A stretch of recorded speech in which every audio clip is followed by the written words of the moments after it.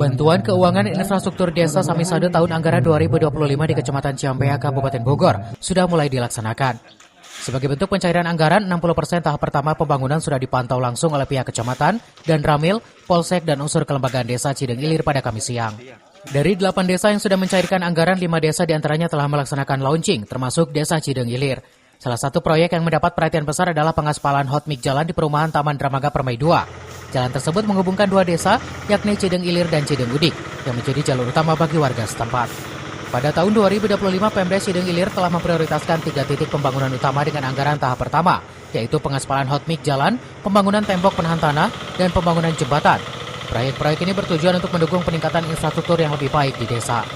Pelaksanaan Samisade tahun ini, yaitu tahun 2025, kami melaksanakan di 3 titik kegiatan. Pertama, pengaspalan di perumahan Taman Dramaga Permai 2 dengan panjang keseluruhan ada 2 segmen ya, 468 meter dikali 5,8 meter dan 210 meter dikali 4 meter. Kemudian itu dengan anggaran 400 juta ya.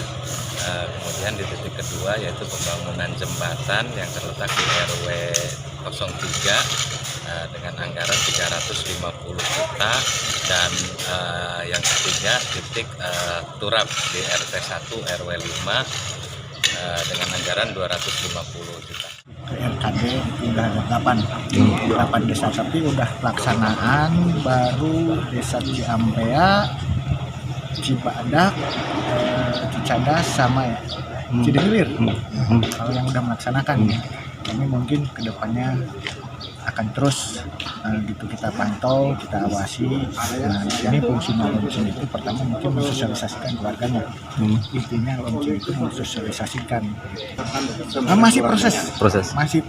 Di BPKAD. Walaupun kalau itu mungkin hanya 1 desa lagi yang Dari Ciampea, Kabupaten Bogor, Iman Abdurrahman melaporkan.